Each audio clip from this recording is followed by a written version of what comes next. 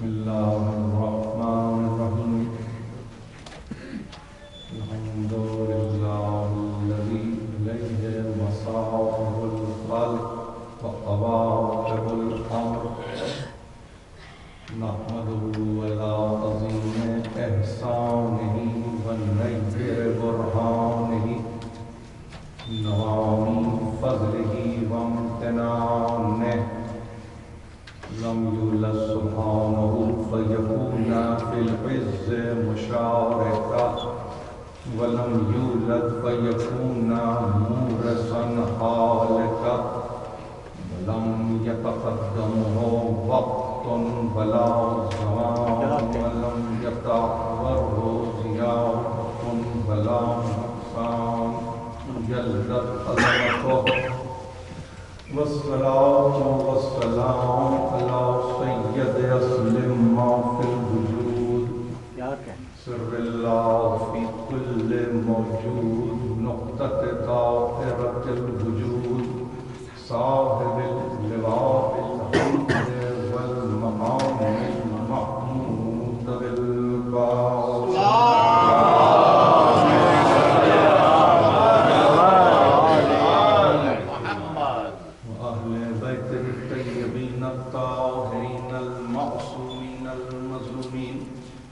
الذين أذهب الله عنهم الرجس وطهرهم تطهيرا اللهم صل على محمد ما بعد فقد قال الله سبحانه وتعالى في محكم كتابه الحكيم ولقد يسرنا القرآن للذكر فهل من مدكر سلام اللهم صل على محمد وآل محمد. اللہ محترم غالباً 10 برس کی غیر حاضری کے بعد یہ مجھے ایک مرتبہ پھر سعادت مل رہی ہے کہ میں بہترین سماعتوں کے درمیان اپنے آپ کو پا رہا ہوں اور اس بات کو آغاز ہی میں واضح کر دینا چاہتا ہوں کہ جو کچھ بھی آپ نے ابتدا میں میرے تعلق سے سنا میں ظاہر ہے کہ اپنے آپ کو ہنوز طالب علم پاتا ہوں اور اسی مزاج کے ساتھ زندگی کے سفر میں آگے بڑھ رہا ہوں ماشاءاللہ ماشاءاللہ آپ کی ظاہر ہے کہ مستقل سماعت ہے اور میں یقیناً اگر یہ تخمینہ بھی قائم کروں کہ ان 10 برسوں میں جہاں مدارج علمی میں اضافہ ہوا ہوگا وہاں سماعتیں بھی قدر بلند ہوئی ہوں گی اور جہاں علم عمل کے ساتھ بتدریج ارتقاء کی منزلوں سے آشنا ہو رہا ہے تو وہاں تقاضا صرف یہی رہتا ہے کہ ہمارے سننے والے جب گفتگو کو سنیں تو ہمتن گوش سماعت کے ساتھ اور یہ 45-50 منٹ کی جو آپ کو زحمت دی جا رہی ہے میرے تعلق سے اس میں اگر اپنے تمام تر توجہات کو میری جانب آپ منظور کر دیں تو اس سے بہتر میں سمجھتا ہوں کہ میں اپنے لیے کوئی تحفہ نہیں پاتا ہوں نعرہ صلوات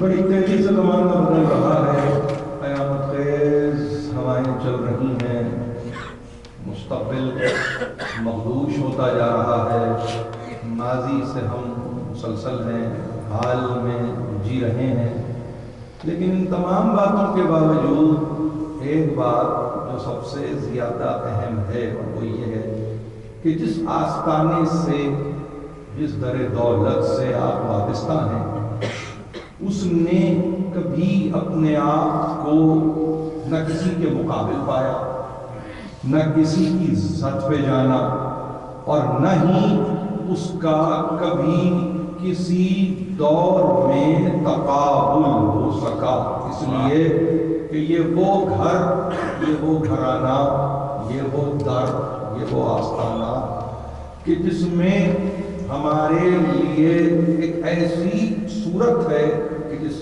کے تعلق سے اگر اجازت دیں تو میں یہ کہوں کہ دولت علم یہاں تقسیم ہوتی ہے۔ سبحان اللہ۔ ہم علم کی دولت کو یہاں سے پاتے ہیں، اور علم کی دولت کو وہیں سے پایا جاتا ہے جہاں قرآن پیش نظر ہو۔ اور جب قرآن پیش نظر ہوتا ہے تو ایسی صورت میں کبھی بھی انسان مایوسیوں کا شکار نہیں ہوتا، بلکہ آنے والے کل کے تعلق سے بہترین کا امیدوار ہوتا ہے۔ آپ مستقل دائرے کے مجالس سن رہے ہیں، اور جیسے کہ میں نے عرض کیا کہ ان 10 برسوں میں تو نہیں معلوم کہ آپ کی سماعت کس قدر غلط ہو چکی ہوگی، مگر ایک بات آپ سے عرض کروں کہ میں 4 روزہ تقاریر کا جو برنامہ تشکیل دیا گیا ہے، اس کی پہلی تقریر سے آج ظاہر ہے کہ مجھے یہ شرف مل رہا ہے کہ میں خطاب کر رہا ہوں، اور ہر بولنے والا چاہتا ہے کہ وہ ایک عنوان کو معین کر کے گفتگو کرے، اس لیے کہ حیات کا بھی ایک عنوان ہے، جینے کا بھی ایک عنوان ہے، مرنے کا بھی ایک عنوان ہے۔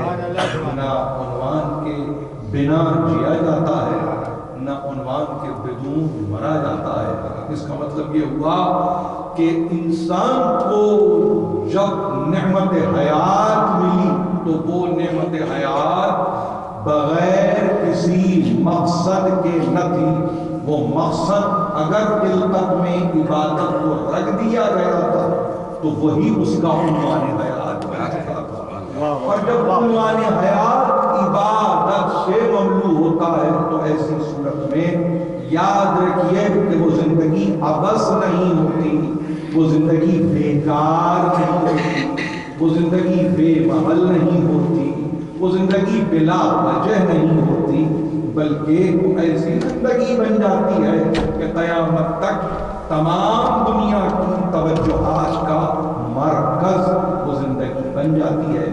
اسی لیے محمد و آل محمد کے آستانے سے یہ وابستگی، یہ قربت ہمارے لیے ایک ایسی صورت رکھتی ہے جس کے نتیجے میں ہم اطمینان سے یہ کہہ سکتے ہیں کہ عنوان کے ساتھ ہم جیے جا رہے ہیں، اور ایک عنوان ہی کے ساتھ ہم مرنے پر آمادہ ہیں۔ ایسی صورت میں کہ جہاں حیات کا عنوان عبادت ہو تو وہاں پر ظاہر ہے کہ وہ عبادت کوئی ایسی صورت نہیں رکھتی کہ جس میں آپ یہ کہیں کہ پیدا کرنے والے نے بزور، بزبردستی، بجبر، باستبداد عبادت کو آپ پر طاری کر دیا ہے، ایسا نہیں ہے، بلکہ صورتحال یہ ہے کہ اس نے عبادت کو جب آپ کے حوالے کیا تو بنیاد میں عقل کو رکھا، وہ عقل جو پیمانہ تھی، وہ عقل جو پیمائش تھی، وہ عقل جو میزان ہے، وہ عقل جو پیمان ہے، وہ عقل کہ جس کے سہارے انسان زندگی گزارنے کی کوشش کر رہا ہے، وہ عقل کے لیے رحمان نے ظاہر ہے کہ تعلیم کے تعلق سے قرآن جیسی نعمت سے مالا مال کیا، اور یہ کہا دیکھو عقل اگر رکھتے ہو اور علم دوستی دل میں ہو تو ہم چاہتے یہ ہیں کہ تمہاری زندگیوں میں ہمارا فرمان و صورت قرآن رہ جائے، اور جہاں قرآن رہ جائے تو اس کا مطلب یہ ہے کہ نگاہ ہر آن قرآن پر رہے، ہر وقت قرآن پر رہے، ہماری نگاہوں سے قرآن آنے واحد دیکھیے یہ ابتدا ہے، یہ مقدمہ ہے. کسی بھی اچھی تقریر کا آغاز اگر اچھے مقدمے سے نہ ہو تو وہ تقریر سمجھ میں نہیں آئے. اسی لیے اپنے سننے والوں میں خاص طور پر میرے محترم بزرگ جو مجھے نہ صرف یہاں اس سے قبل دیکھ چکے ہیں بلکہ آج بھی مجھے اپنے درمیان پا رہے ہیں، تو ان سے گزارش یہی ہے کہ اس موضوع کو ملاحظہ فرمائیں اور دیکھیں کہ میں کیا کہنے کی کوشش کر رہا ہوں. عزیزان محترم، یہ قرآن جو ظاہر ہے کہ رحمان کا فرمان ہے، اس قرآن نے بارہا آپ سے یہ تقاضا کیا ہے کہ توجہ کرو، کسی صورت رجوع کرو، کسی صورت نگاہ تو ڈالو، کسی صورت سمجھنے کی کوشش تو کرو، کسی صورت تدبر سے تو کام لو، کسی وقت تفکر سے تو کام لو، کبھی تعقل سے تو کام لو، کبھی اس کتاب کو پڑھتے ہوئے اپنے تمام تر توجہات کو اس کی جانب پھیر دو. اس کا مطلب یہ ہوا یہ کتاب تقاضا کر رہی ہے کہ جب کبھی اس کا مطالعہ کیا جائے تو وہ مطالعہ پارٹ ٹائم بیسس پر نہ ہو بلکہ کل وقتی ہو، جز وقتی نہ ہو بلکہ کل وقتی ہو. جہاں قرآن کل وقتی مضمون ہو جائے گا وہاں پر خود بخود عنوان حیات میں تعقل پیدا ہو جائے گا، اور جہاں عنوان حیات میں تعقل پیدا ہو جائے گا ایسی زندگی جو عقل کے سہارے گزرتی ہے پھر وہ نامعقول زندگی نہیں ہوتی، پھر وہ مجبور زندگی نہیں ہوتی، پھر وہ ایسی زندگی نہیں ہوتی کہ اس پر کوئی غیر انگلی اٹھا کے یہ کہے کہ دیکھو کس طرح کی زندگی گزار رہا ہے. یہی تو ہمارے لیے اعزاز ہے کہ جب ہم اس طرح سے آ کر اپنی عبادتوں کو ایک ڈائریکشن دیتے ہیں، ہم اپنی عبادت کو ایک سمت دیتے ہیں، تو وہ سمت ہم کسی اور صورت میں معین نہیں کرتے. وہ سمت کچھ اس طرح کی ہوتی ہے کہ انسان اپنے رخ حیات کو اس گھرانے کی طرف پھیر دیتا ہے، اس لیے کہ یہ وہ واحد گھرانہ ہے انسانیت کی تاریخ میں کہ جس کا باغ، جس کا ملجا، جس کا محفظ، جس کا مرکز، جس کا مدرک، جس کا مصدر، جس کا مرکز قرآن کے سوا کچھ اور نہ تھا. انہوں نے زندگی کو گزارا تو قرآن کے ساتھ گزارا، انہوں نے مرنے کو پسند کیا تو قرآن کے سہارے مرنے کو پسند کیا. ایسوں کی سرپرستی روایتاً نہیں ہوتی، ایسوں کی سرپرستی حکایتاً نہیں ہوتی. ہم 2 مہینے 8 دن کی عزاداری پر بھروسہ کرتے ہوئے جیتے نہیں ہیں، بلکہ یہ ہمارے قلوب میں راست ہے، یہ ہمارے دل و دماغ میں پیوست ہے. ان کے بغیر زندگی کا گزر نہیں ہے، ان کے بغیر ہماری حیات کا کوئی محور نہیں، ان کے بغیر ہماری زندگی کا مرکز کوئی اور نہیں ہے. یہی محور، یہی مرکز، یہی تو ہے جنہیں قبلہ نما کہتے ہیں. نعرہ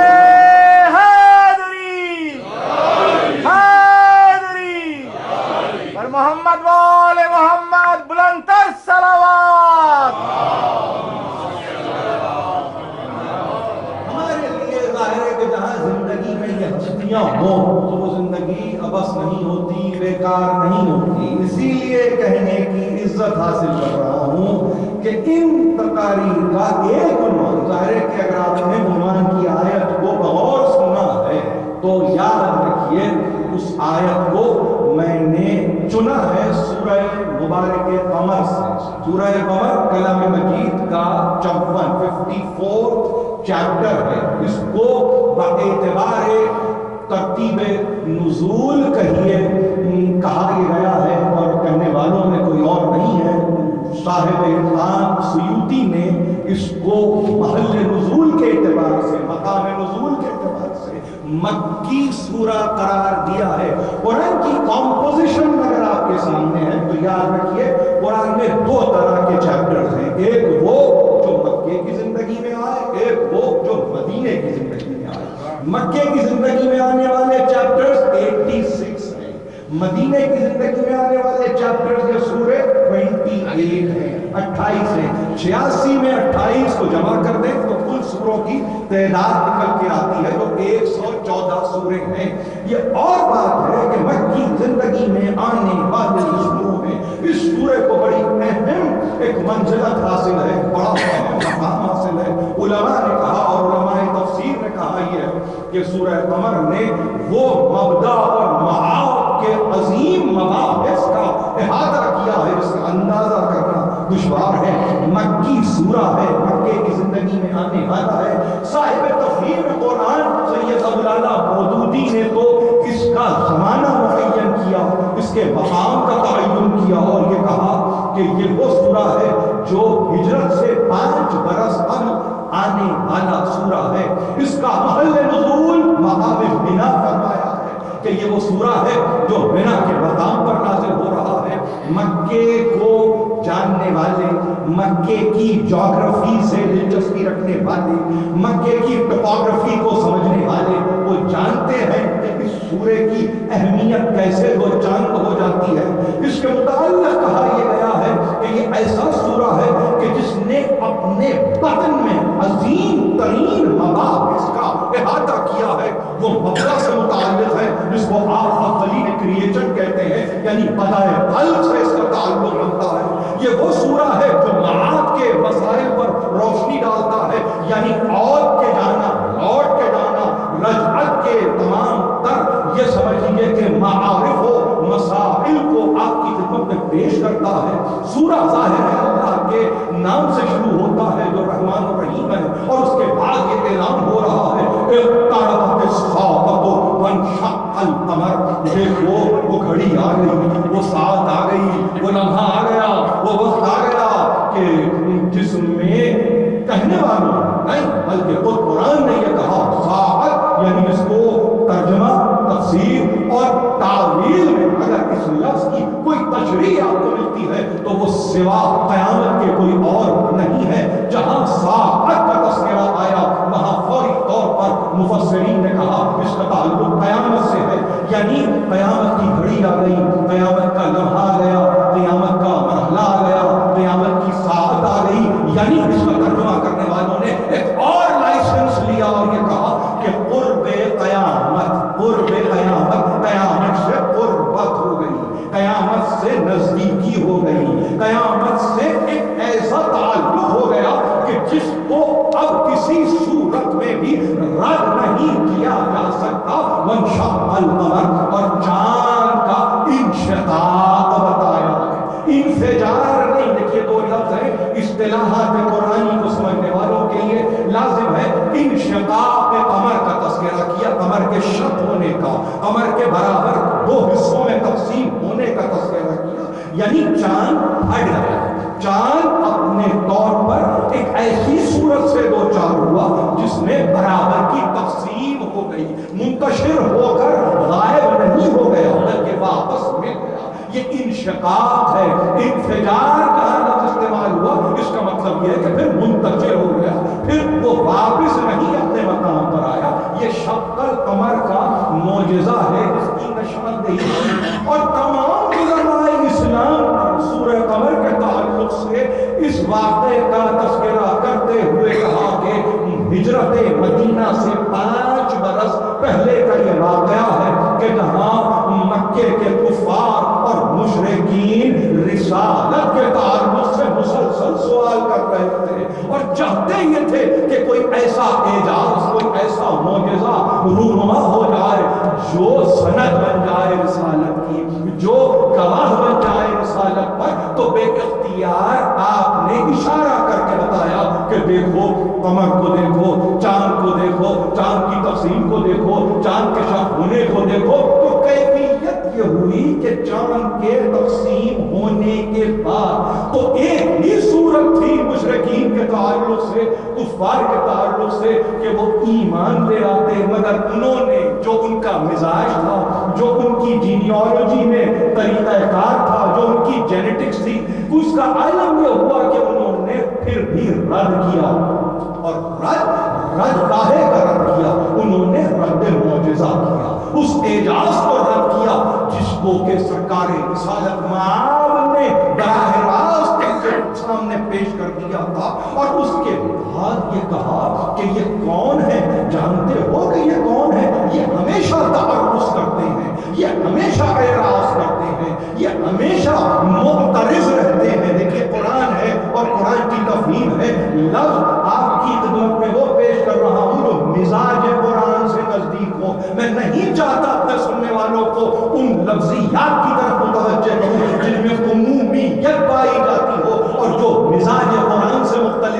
قرآن کو سمجھنا ہوگا تو قرآن کے مزاج کو سمجھنا ہوگا، قرآن کے معیار کو سمجھنا ہوگا اور اپنے آپ کو بلند کرنا ہوگا۔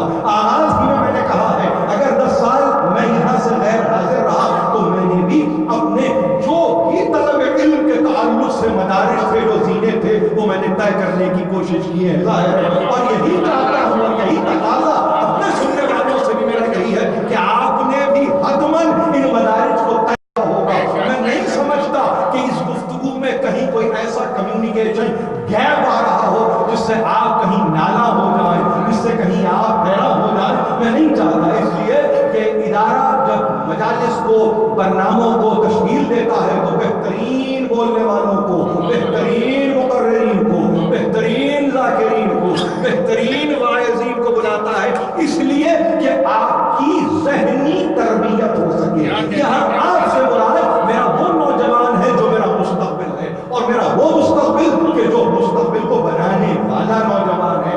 استقبال کی تعریف اپنے مقام پر کھڑے ہو کے نہیں کی جاتی جب تک کہ انسان پیش قدمی نہ کرے۔ پیش قدمی کے بغیر مستقبل مستقبل نہیں ہے، مستقبل مستقبل نہیں ہے۔ لہذا صرف کہنا یہ چاہتا ہوں کہ اپنے مطالب کو بیان کرنے میں سلمان پر محمد و آل محمد،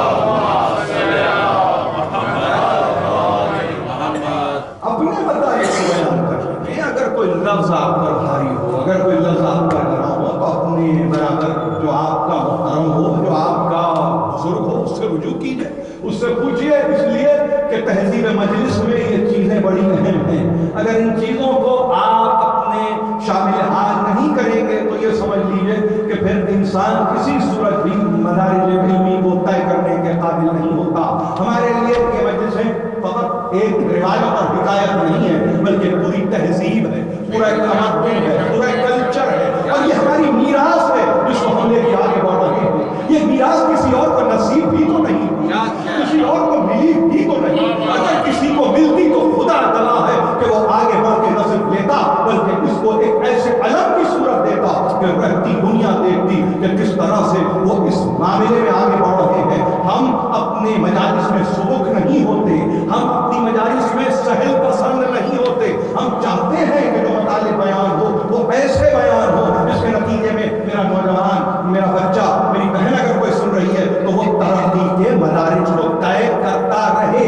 قرآن سے پڑھ کر آپ کی فکر اور آپ کی عقل کو درجہ فضیلت پہ لانے والی کتاب بھی کون سی ہے؟ کون سی ایسی کتاب ہے جس کا آپ حوالہ دے کے کہیں کہ یہ کتاب ہے جو فضیلت کے درجے پر لاتی ہے؟ وہ علمی درجہ فضیلت ہو یا عقلانی درجہ فضیلت ہو، وہ روحانی درجہ فضیلت ہو یا جسمانی درجہ فضیلت ہو، کون سی کتاب دنیا میں ایسی کتاب ہے جو اپنے مقام پر آپ کو رکھتے ہوئے آپ کے مدارج میں اضافہ کر دے، آپ کے درجات کو بلند کر دے؟ یہ واحد کتاب قرآن مجید ہے۔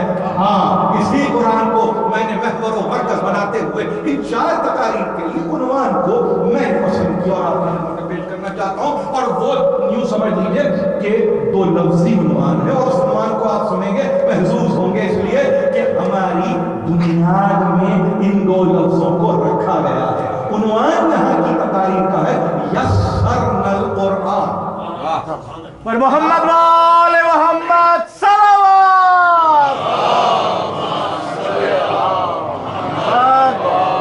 ایک عنوان اور کئی احتمالات، ایک عنوان اور کئی شبہات، ایک عنوان اور کئی معروضات، ایک عنوان اور ظاہر ہے کہ پھر توہمات کا انبوہ کثیر ہے کہ جو ہماری زندگیوں میں ہے۔ بچے کو جب آپ آغاز میں قرآن کی تعلیم دینا چاہتے ہیں تو بے اختیار یسرنا القرآن، جس کو آپ قرآنی قاعدہ ہے سامنے روبرو کرتے ہوئے اس کو کچھ بتلانے، کچھ سکھلانے، اور ظاہر ہے کہ آپ چاہتے ہیں کہ کچھ وہ پڑھ لے اور اس کے نتیجے میں بنیاد قائم ہو۔ اس لیے یسرنا القرآن کو اگر ترجمے کی صورت میں جانے تو ظاہر ہے کہ اس کا ترجمہ ایک ہی ہو سکتا ہے کہ ہم نے قرآن کو آسان کر دیا۔ یہ ہے ترجمہ، یسرنا القرآن، ہم نے قرآن کو آسان کر دیا۔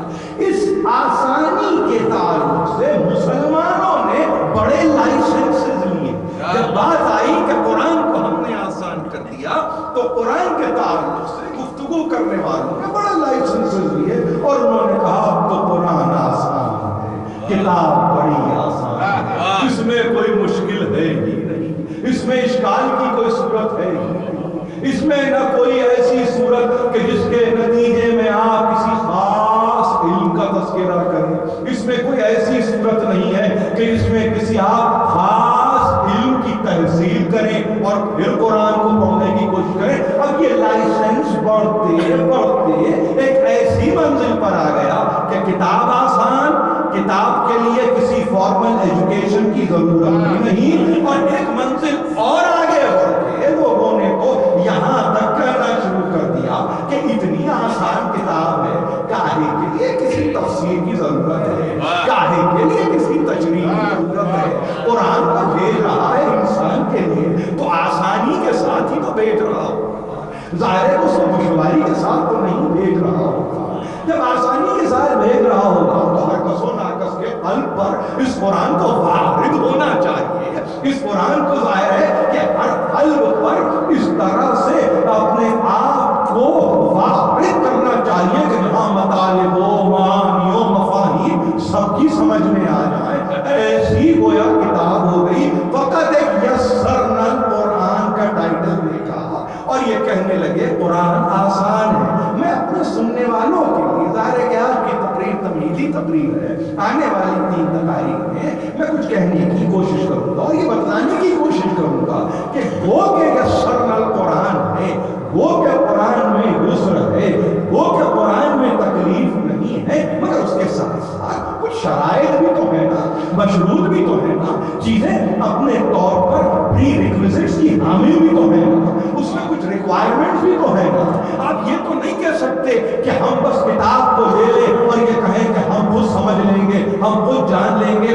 ایک درجہ بچہ اگر اپنی فارمل ایجوکیشن میں آگے کی طرف بڑھتا ہے اور اس کے ہاتھ میں فزکس کی اولین کتاب آتی ہے اور اس کے حوالے کر کے کوئی یہ کہے کتاب تو موجود ہے پڑھ لو، کتاب تو موجود ہے دیکھ لو، کتاب تو موجود ہے تم خود نیومیریکلز کو سالو کر لو، کتاب تو موجود ہے تھیوریز کو خود تم دیکھ لو، تو کیا کیفیت ہوگی، کیا عالم ہوگا اس بچے کا کہ جب وہ آپ سے یہ کہہ رہا ہوگا کتاب نہیں ہے، تجربہ نہیں ہے، جاننے کی کوشش کر رہا ہوں، پہچاننے کی کوشش کر رہا ہوں، مگر مجھے کوئی معلم بھی تو لا کے دو، مجھے کوئی پڑھانے والا بھی تو لا کے دو، مجھے کوئی اس کے تعلق سے تفہیم دلانے والا بھی تو لا کے دو۔ جب تک میری زندگی میں کوئی معلم نہ ہو اس کتاب کو میں اپنے پر نہیں کھول سکتا، نہ یہ کتاب مجھ پر منکشف ہو سکتی ہے۔ کتاب کھلنا چاہتی ہے، کتاب اپنے آپ کو کھولنا چاہتی ہے، لیکن اگر کوئی یہ کہے از خود کتاب کھل جائے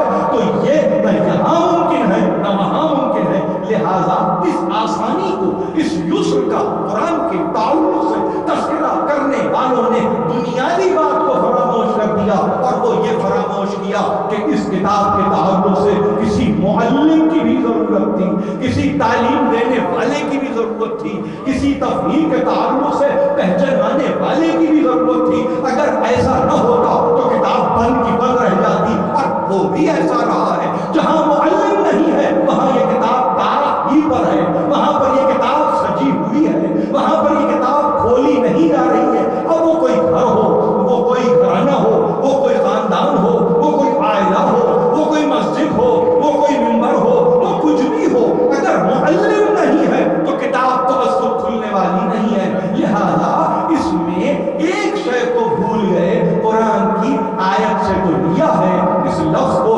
مگر بھول گئے کہ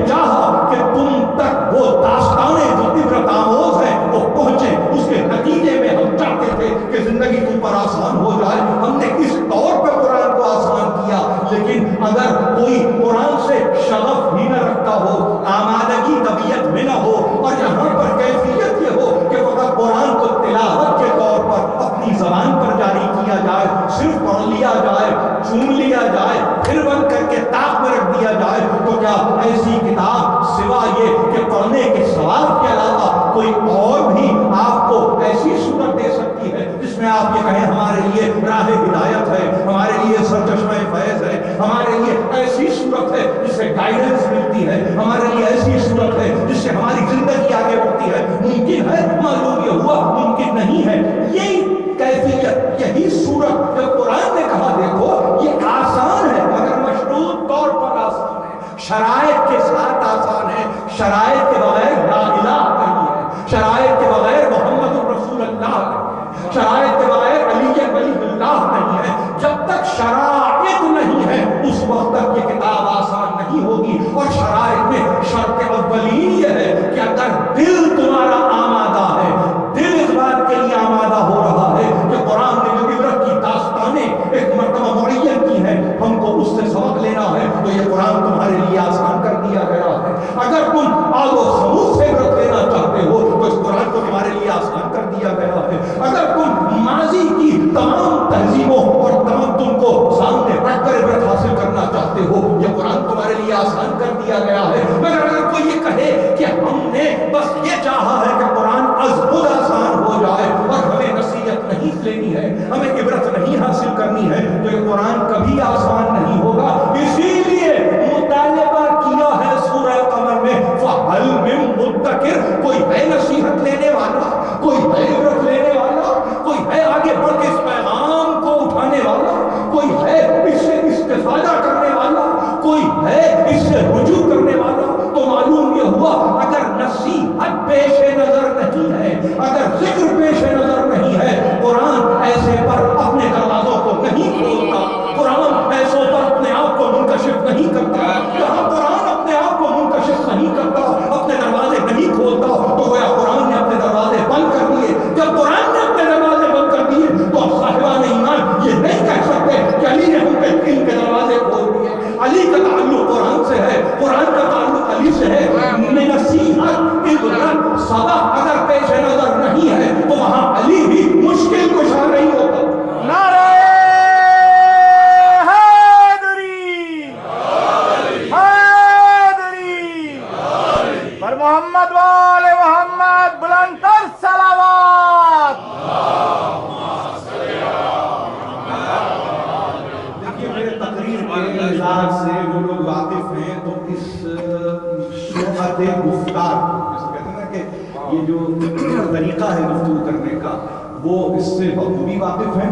اور میرے لیے دیکھیے مسئلہ یہ ہے کہ ایسا نہیں ہے کہ میں انگریزی زبان سے واقف نہیں ہوں الحمدللہ, یعنی جس حد تک اس سے واقفیت درکار ہے اتنی ہے, مگر میں نے اپنے بزرگوں سے بات کو سنا اور بزرگوں سے اپنے نوجوانوں کے لیے خاص طور پہ یہ کہہ رہا ہوں کہ جب کبھی آپ کسی ایک زبان میں گفتگو کریں تو اپنے آپ کو باقاعدگی سے پابند کریں اس کی زبان کا.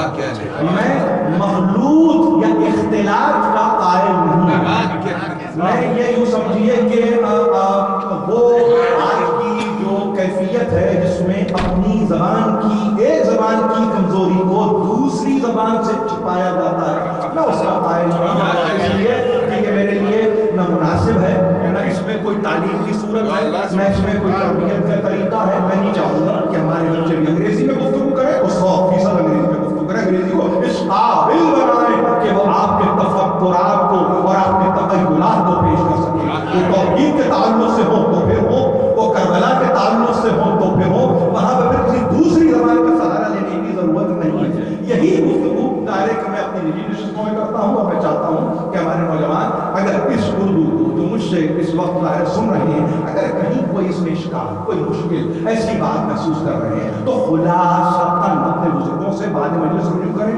ہماری بہنیں ذمہ دار ہیں, تربیت سب کچھ ظاہر ہے انہی سے ہے, اور وہی بہترین تربیت گاہ ہیں بچوں کی. تو ان کو چاہیے کہ اگر ان میں کوئی ایسی سینئر خواتین ہیں کہ جو زبان کو برداشت اس وقت کر رہی ہیں, تو زبان کو اپنی قوت برداشت کی نظر نہ کریں بلکہ اس کو اپنے آنے والی نسلوں کے حوالے کریں. یہ میرا مطالبہ ہے, یہ میرا تقاضا ہے. دیکھیے مسئلہ بڑا سنگین ہے, مسئلہ بڑا سنگین ہے. قرآن کو آسان کہہ دینا بہت آسان ہے, قرآن کو آسان کہہ دینا بہت آسان ہے. لیکن قرآن کے تعلق سے اس آسانی کے پیمانے کو جاننا، اس آسانی کے مقیاس کو سمجھنا، اس آسانی کے یوں سمجھیے کہ معیار کو جاننا، وہ سب سے بہت اہم کام ہے۔ اس کے لیے اپنے آپ کو آمادہ کرنے کی ضرورت ہے۔ آسان ہے بشرطے کے، آسان ہے بسبب ای کے، آسان ہے بوجہ کس کے، کیا کہ ذکر کے لیے، نصیحت کے لیے، تذکرے کے لیے، اور تذکرہ، نصیحت، عبرت، سبق ظاہر اب کون دیتا ہے؟ زمانہ دیتا ہے، دہر دیتا ہے۔ جس میں آپ جیتے ہیں نا، وہ زمانہ آپ کے لیے عبرت بن جاتا ہے۔ ہوشیار آدمی، چوکنا آدمی، دانا آدمی زمانے سے مرعوب نہیں ہوتا۔ دانا آدمی، عقل مند آدمی زمانے کے حوادث کے حوالے اپنے آپ کو نہیں کر دیتا، بلکہ اس کی کیفیت یہ ہے کہ وہ زمانے سے بلند ہو جاتا ہے اور زمانے کو اس طرح سے دیکھتا ہے جیسے کہ کسی بیرونی سیارے میں بیٹھ کر زمین کا مطالعہ کیا جائے، کسی باہر کے قرے پر بیٹھ کے زمین کی طرف اپنی توجہات کو مرکوز کیا جائے۔ یہ دانا آدمی ہے۔ دانا آدمی، نادان آدمی زمانے کے حوالے اپنے آپ کو کر دیتا ہے، اور کیسی منزل آتی ہے کہ اس کے بعد پھر اس کو دنیا کی کوئی طاقت بھی اس زمانے سے باہر نہیں کر سکتی، اس زمانے سے الگ نہیں کر سکتی، اس لیے کہ وہ سیل رواں کا حصہ بن جاتا ہے، خس و خاشاک کی صورت اختیار کر لیتا ہے۔ اس کی کیفیت اس تنکے کی ہوتی ہے جو ہر موج کا محتاج ہوتا ہے۔ جہاں جہاں موج جائے وہاں وہاں تنکا جائے، اپنی قوت تو ہے ہی نہیں، قوت اضافی کا تذکرہ کیا جائے۔ جہاں اپنی قوت نہ ہو اور اپنی قوت کے بدون زندگی ہو، وہ زندگی میں کوئی جینے کے قابل ہے، وہ زندگی بھی کوئی رہنے کے قابل ہے، اس جینے کو بھی آپ جینا کہہ سکتے ہیں، اس زندگی کو بھی آپ زندگی کہہ سکتے ہیں۔ قرآن نے کہا کہ ہم نے تمہارے لیے دروس عبرت قائم کیے ہیں۔ ہم نے اگر نوح کے طوفان کا تذکرہ کیا تو تمہارے لیے عبرت بنا کے ہم نے تذکرہ کیا۔ ہم نے اگر قوم عاد کا تذکرہ کیا تو تمہاری عبرت کا سامان کیا۔ ہم نے اگر سمود کی قوم کا تذکرہ کیا تو ہم نے تمہارے لیے تذکرے کو قائم کیا ہے۔ ہم نے اگر قوم لوط کی تباہ کاریوں کا تذکرہ کیا تو ہم نے چاہا کہ تم اس سے عبرت اور موعظہ حاصل کرو۔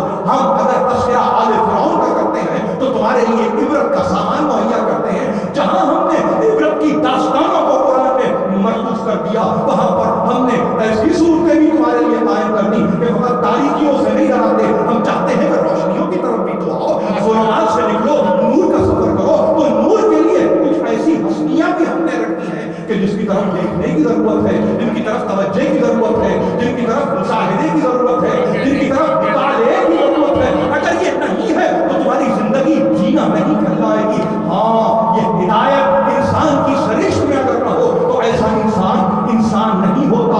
ہدایت کے لیے ہادی کا تصور ہے، وہ ہادی جو کبھی ذکر بن جائے، کبھی ذاکر بن جائے، کبھی تذکرہ بن جائے، کبھی تذکیر بن جائے، کبھی خود نصیحت بن جائے، کبھی انسانوں کے لیے عبرت اور موعظے کی منزل بن جائے۔ ایسا کون ہو سکتا ہے جو ایک ذات کے جو اولی و آخری میں رحمت للعالمین کی صورت آئی؟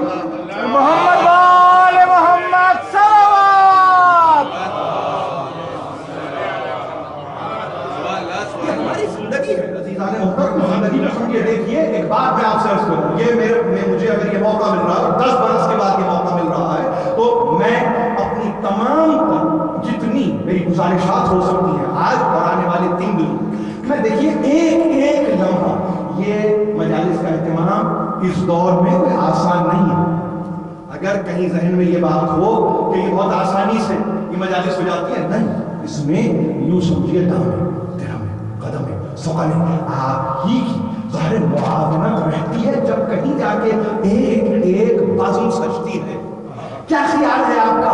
آپ کسی گھاٹے کے سودے میں اپنے اس قصب حلال کو شامل کرنا چاہتے ہیں کہ اس کے نتیجے میں آخر میں آپ یہ کہیں ہم نے حاصل کچھ نہیں کیا، یا آپ یہ چاہیں گے کہ میں انتہائی دانائی کے ساتھ، انتہائی ہوش مندی کے ساتھ، انتہائی عقل مندی کے ساتھ اپنے قصب حلال کے ایک ایک سکے کو اس کے حوالے کر رہا ہوں تاکہ فقط میں نہیں میری نسلیں بچ جائیں، میری آنے والی نسلیں محفوظ رہ جائیں۔ اس کا مطلب یہ ہے کہ مجلس میں اتنا پوٹینشل ہے، بشرطے کی، دیکھیے لفظ دیکھیے، بشرطے کے اگر انسان چاہے کہ کچھ حاصل کرے تو 45-50 منٹ آپ کی محیط ہو سکتے ہیں، آپ کی زندگی کا احاطہ کر سکتے ہیں. اگر یہ 45-50 منٹ آپ سمجھتے ہیں کہ یوں ہی گزر جائیں گے، بس گزارنا ہے، تو یقین جانیے نہ یہ مجلس ہے، نہ یہ اجلاس ہے، نہ یہ جلسہ ہے، نہ یہ صورت عبادت ہے، نہ یہ کوئی ایسی صورت ہے جو باعث ثواب ہے، بلکہ ایک ایسی صورت جسے عقاب کہتے ہیں.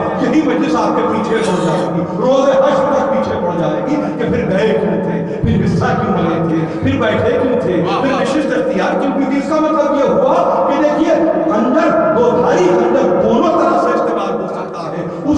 اس کو استعمال کا طریقہ طے کرے گا کہ وہ کاہے کے لیے ہے، اس کی کیفیت کیا ہے، آلے قتل بن جائے یا آپ کے لیے ایک ایسی صورت کہ اس کے نتیجے میں کہیں کہ ہاں ہماری غذاؤں کو بنانے میں یہ آلہ کام آتا ہے. وہ کیا صورت اختیار کرنا چاہتے ہیں آپ اس مجلس کے تعلق سے؟ تو عقل مند یہی کہیں گے، دانا یہی کہیں گے کہ نہیں، ہم چاہیں گے کہ نہ صرف یہ کہ صورت ثواب ہمارے لیے بن جائے، بلکہ ہم یہ چاہتے ہیں کہ ہمارے لیے ایسا بن جائے، ایک عبرت بن جائے، ایک نصیحت بن جائے. یہ مجلس ہے بڑا ہی اہم انسٹیٹیوشن ہے، بڑا ہی اہم فورم ہے. مجھے آپ بتائیے، میرے بزرگ بیٹھے ہیں وہ بتائیں، مختلف مقامات سے آئے ہوئے جو یہاں آ کے یوں سمجھیے کہ انہوں نے تمام تر تہذیبوں اور تمدن کو مرج کیا ہے. مجھے آ کے بتائیں کہ کون سی ایسی اس کے سوا انہوں نے محفل دیکھی ہے کہ جہاں پہ علمی مباحث اختیار کیے جاتے ہیں؟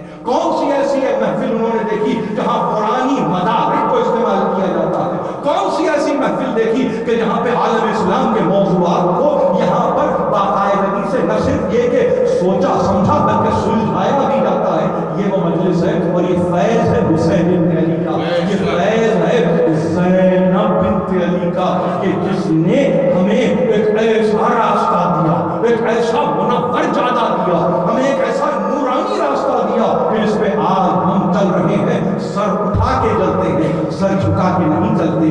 ہم معذرت خواہانہ رویے کے ساتھ نہیں جیتے بلکہ ہم فخر کے ساتھ جی رہے ہیں. اور یہ کہہ رہے ہیں یہ انہی کا خاصہ تھا جو اس مجلس کے خلاصے کی صورت میں یہاں تک آ گیا. مجلس اخلاص عمل کا نام، مجلس خلاصہ عمل کا نام ہے. مجلس آپ کے تمام تر علمی مدارج کو ایک مقام پر مرکوز کرنے کا نام ہے. ایسی کوئی نشست نظر نہیں آتی، مجھے کم از کم نظر نہیں آتی، جہاں اتنی وضاحت کے ساتھ قرآنی امور پر، احادیث کے تعلق سے امور پر گفتگو ہوتی ہو. تو یہ ایک ایسی نعمت ہے اور ایسی نعمت غیر مترتبہ ہے، اس کا احاطہ نہیں کیا جا سکتا. آپ اس کو چار دیواری میں محصور نہیں کر سکتے، آپ اس کو اس چار دیواری میں محدود نہیں کر سکتے. یہاں سے اٹھ کے چلا تو اب صورت عمل اختیار کرے گا، وہ صورت عمل اس کی زندگی کا حصہ بن جائے گی. دنیا اس کو دیکھے گی، ایک مرتبہ دیکھنے کے بعد یہ طے کرے گی کہ ہاں یہ ہے جو انسانیت کے رشتے میں جڑا ہوا ہے، یہ ہے جو ہیومینٹی کا قائل ہے، یہ ہے کہ جس میں بدرجہ اتم بشریت موجود ہے. یہ کیا چیز ہے؟ یہ مجلس ہے جس نے تربیت کی. اس مجلس کو سبق نہ جانیے، اس مجلس کو ہلکا پھلکا نہ جانیے، اس مجلس کو وقت گزاری کا عمل نہ جانیے. بزرگوں سے گفتگو نہیں ہو رہی ہے. یہ میرے بچے جو یہاں بیٹھے ہیں، یہ آواز اگر محفوظ ہو رہی ہے، یہ آواز اگر بہنوں تک جا رہی ہے تو ان سے صرف معروضہ یہ ہے مجلس میں اپنے آپ کو اس طرح سے لائیں جیسے کہ آپ کسی انسٹیٹیوشن میں، ایجوکیشنل انسٹیٹیوشن میں آتے ہیں اور آپ چاہتے ہیں کہ ہم آ کے سیکھیں. مجلس بھی آپ کو بہت کچھ سکھلاتی ہے. میں نے عرض کیا ہے نا، جینے کا سلیقہ دے تو مجلس دے، مرنے کا سلیقہ دے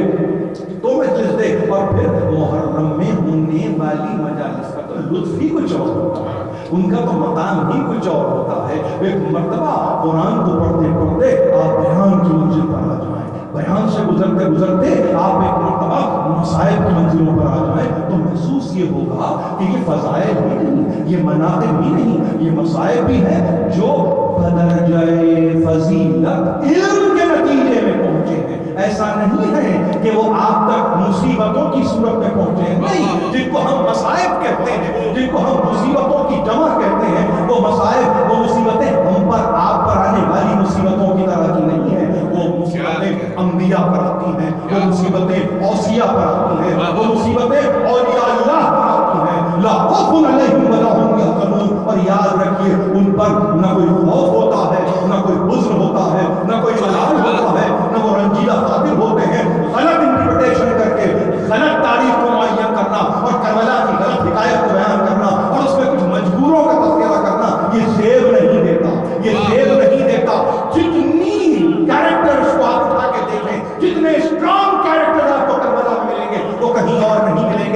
کربلا عصر عاشور پہ ختم ہونے والی کسی داستان کا نام نہیں ہے. کربلا عصر عاشور چلتے ہوئے بھیڑوں سے اٹھنے والی زندگی کا نام ہے. یہ وہ کربلا ہے جس میں آپ کو حیات کے اختیار سے محمد وآل محمد صلوات صلی علی محمد زندگی ہماری اس زندگی ہم نے اس شمع ظاہر ہے کہ وہ جلتی ہوئی شمع ہم نے پسند کیا. اس شمع کے اطراف پروانے ہم نے پسند کیا کہ رہتی ہوئی کربلا کے ہم پروانے بن جائیں. ہم نے پسند کیا کہ جیتی جاگتی کربلا کے ہم پروانے بن جائیں. اور ہم ایسے پروانے ہیں ہم تھک کر ہمت نہیں ہارتے. ہم اپنے آپ کو تھکا نہیں دیتے. ہم اپنے آپ کو ماندگی کی منزل پر نہیں لاتے. یقین جانیے ایک ایک لفظ کو آپ میرے سن لیجئے اور اس کو اٹھا کے دیکھ لیجئے. یہ ماندگی نہیں ہے, یہ خستگی نہیں ہے, یہ تھکن نہیں ہے, یہ تھکاوٹ نہیں. تو جینے کا ان کا طریقہ ہے, یہ تو جینے کا طریقہ ہے. کربلا نے مجھے جینا سکھایا. کربلا نے مجھے زندہ رہنے کا سبق دیا. کربلا نے کہا ہے کہ اصولوں پر قربانی نہ کرنا. کربلا نے یہ کہا ہے کہ قرآن فہمی میں جب آگے پڑھنا تو ان کی ذرائع مقدس کا مطالعہ کرنا اور آگے بڑھ جانا. یہ کربلا ہے, یہ کربلا ہے. ہر آنے والا سال تجدید کرتا ہے اس عہد کی, اس وعدے کی اور اس وعدے کی کہ جس کو ابراہیم کے ساتھ اس طور پر کیا گیا تھا کہ یہ عہد ہے, یہ عہدہ عہدہ ہے, یہ وعدہ ہے. یہ ہم کہہ رہے ہیں کہ یہ پہنچے گی تیری ذریت تک, مگر لا ینال عہد الظالمین, مگر ظلم جو کرتا ہوگا, جو ظالم ہوگا, وہ اس کے ثمرے سے فیض یاب نہیں ہو سکتا. امامت ثمرہ ہے, رسالت شجرہ ہے. سمجھنے کی ضرورت ہے. رسالت کے شجرے کا ثمرہ امامت ہے. امامت ہر کس و ناکس کو نہیں پہنچتی. اگر شجرہ رسالت ہے تو وہ شجرہ رسالت امامت کا ثمر دے گی, اور امامت کا ثمر کسی اور کو نصیب نہیں ہوتا. ہاں اس کو ملے گا جو عدل میں اول ہو, اس کو ملے گا جو عادل ہو, اس کو ملے گا جو ظالم نہ ہو, اس کو ملے گا جو شرک نہ کرتا ہو, اس کو ملے گا جو جس نے کسی غیر کو سجدہ نہ کیا ہو. یزید یہی تو چاہتا تھا کہ حسین سجدہ کر دے. یزید یہی تو چاہتا تھا کہ حسین سر سجود ہو جائے. حسین نے تلواروں کے درمیان ایک مرتبہ سجدہ کر کے ہی بتایا یہ سجدہ پیدا کرنے والے کے لیے ہے, یہ سجدہ پالنے والے کے لیے ہے, یہ سجدہ مجھے باقی رکھنے والے کے لیے ہے. یہ سجدہ کسی اور کے لیے نہیں ہو سکتا. یہ سجدہ کسی اور کے لیے نہیں ہو سکتا. جس نے تلواروں کی چھاؤں میں 4000 تیر اندازوں کے درمیان سجدہ کر کے ہماری تربیت کی ہو, تو پھر ایسے کی تربیت سے کیا ہم نکل سکتے ہیں؟ کیا ایسے کی تعلیم سے ہم باہر آ سکتے ہیں؟ کیا ایسے کی ایک ایسی صورت کہ جس میں وہ چاہتے ہیں کہ اب سجدہ ہو تو ایسا سجدہ ہو زمانہ سازگار نہ ہو مگر سجدہ ہو, زمانہ تمہارے مطابق نہ ہو, زمانہ تمہاری طبیعت کے موافق نہ ہو اگر سجدہ ہو. اور وہ سجدہ اس طرح سے ہو, دیار کفر ہو تو سجدہ ہو, بلد کفر ہو تو سجدہ ہو, جو کیفیت ہو, جیسی کیفیت ہو, سجدہ فقط پالنے والے کے لیے ہے. یہ وہ سجدہ تھا جس نے قوت دی. آپ کو معلوم ہے کس کو قوت دی؟ زینب کو قوت دی ہے. تقریر اپنے انتہا پر آ گئی. آج کے اب تک میں نے صرف مقدمہ قائم کیا اور شاید کچھ اپنے مزاج سے میں نے آشنا کرنے کی آپ کو کوشش کی, اور میں نے چاہا یہ ہے کہ آپ مجھے میرے ہی گفتار سے, میرے ہی کلام سے سمجھنے کی کوشش کریں, اور پھر اگر آپ سمجھتے ہیں کہ یہ کوئی معیار ہے تو ہمارے بچوں کو اس کے لیے آمادہ کریں کہ کسی طرح سے اس راہ میں وہ بھی آگے بڑھ جائیں. دیکھیے عجیب بات یہ ہے کہ کربلا کے تعلق سے حکایتوں کو بیان کرنے والے, روایتوں کو بیان کرنے والے, مسائل کا باب نقل کرنے والے جب کبھی تذکرہ کرتے ہیں تو دیکھیے اس شہزادی کے بغیر تذکرہ مکمل نہیں ہوتا. اور میرے لیے ظاہر ہے کہ یہ اعزاز بھی ہے کہ زینبیہ میں پہلی مجلس 10 برس کے بعد میں پڑھوں, اگر اس شہزادی کے تعلق سے گفتگو نہ ہو تو پھر ظاہر مجلس ادھوری رہ جائے گی. آئیے مل کے تذکرہ کرتے ہیں. کون دیکھیے اگر آپ مطابق کو اٹھا کے دیکھیں اور اس زینب کو سمجھنے کی کوشش کریں تو یاد رکھیے یہ وہ زینب ہے کہ مدینے سے نکل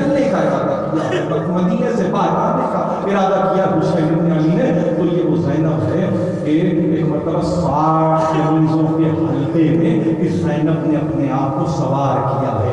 ناطے پہ اگر سوار ہوئی ہے تو 60 کنیزوں نے ہلکا کیا ہے. پردے کا اہتمام ہوا ہے اور یہ اہتمام نہیں تھا. بار بار حضرت علی اکبر بیت الشرف میں جاتے اور بار باہر آتے اور اپنے پدر گرامی کے کان میں کچھ کہتے. اور حسین علی کو لوگوں نے دیکھا کہ تعظیماً اب اس سے کہ جناب زینب باہر آئے تعظیماً کھڑے ہو چکے ہیں, اپنی کرسی سے بلند ہو چکے تھے. اور وہ ایسی کیفیت میں کہ جہاں پر پوری یوں سمجھیے کہ ایک آمادگی کا اظہار ہو رہا ہے اور یہ کہا جا رہا ہے کہ وہ خیال رکھے. معلوم تو ہے نا کون آ رہا ہے, معلوم تو ہے نا سوار ہونے کے لیے کون آ رہا ہے. ارے فاطمہ کی بڑی بیٹی ہے, علی کی بڑی بیٹی ہے, یہ کوئی معمولی ہستی نہیں ہے. اور جب نکلی ہیں اور جب آئی ہیں بیت الشرف سے تو ہاتھ کو تھاما ہے حسین ابن علی نے. پیچھے کچھ قدم پیچھے حضرت ابوالفضل ہاتھوں کو جوڑے ہوئے چل رہے ہیں. علی اکبر آگے سے لوگوں کو ہٹاتے ہوئے, بیویوں کو ہٹاتے ہوئے, کنیزوں کو ہٹاتے ہوئے کہ کہیں میری پھوپھی کو کوئی ناراضگی نہ ہو جائے, ایک مرتبہ راستہ بناتے ہوئے.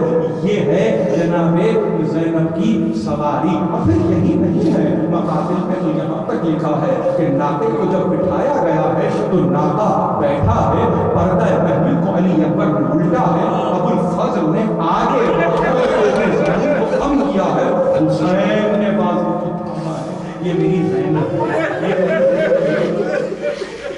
یہ شہزادی ہے کہ جہاں محمل کا پردہ علی اکبر اٹھائے. یہ شہزادی ہے کہ جہاں پہ حضرت ابوالفضل زانو کو کم کریں.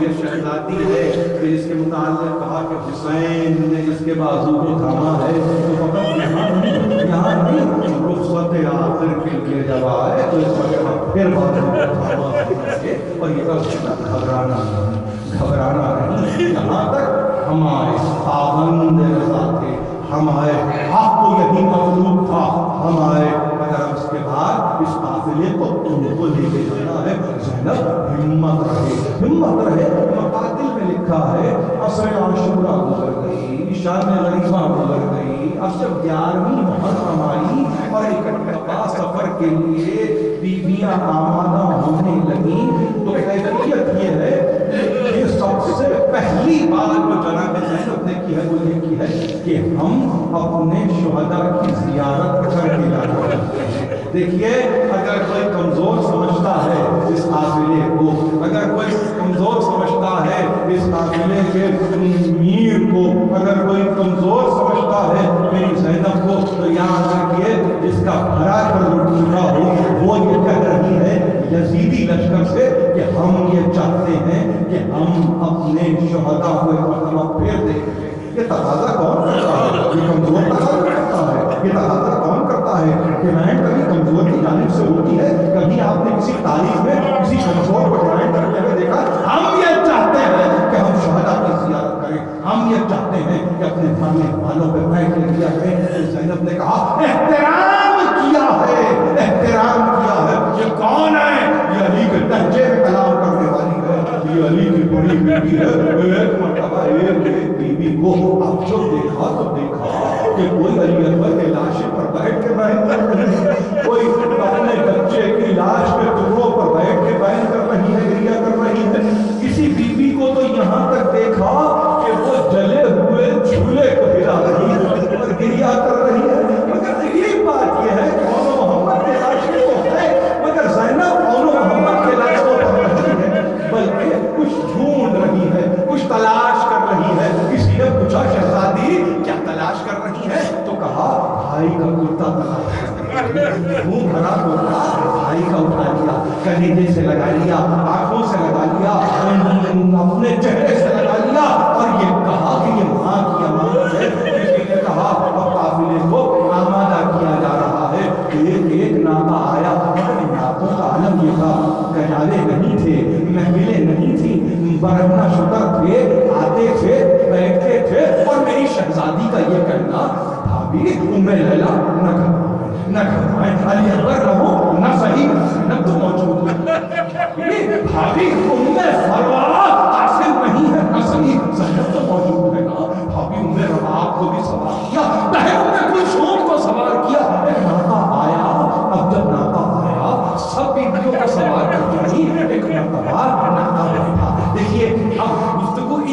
انتہائی آخری مرحلے پر ہے. مجھے ایک سوال کرنے کی اجازت دیجیے اور آپ بھی اپنے دل پر ہاتھ رکھیے.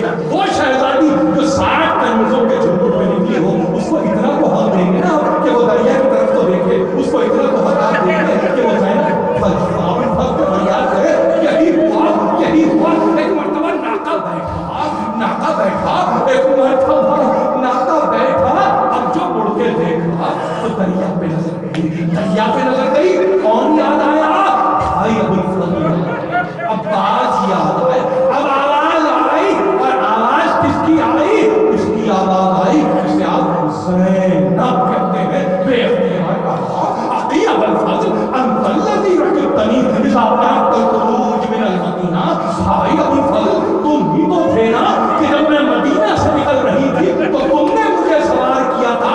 آ جاؤ عباس, آ جاؤ, زینب کو سوار.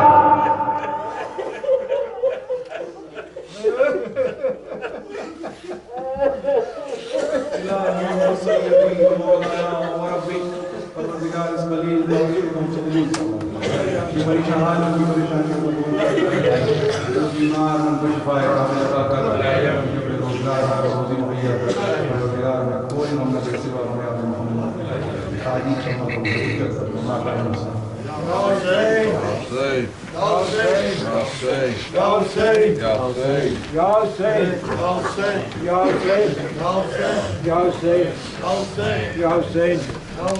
Ya Hussein.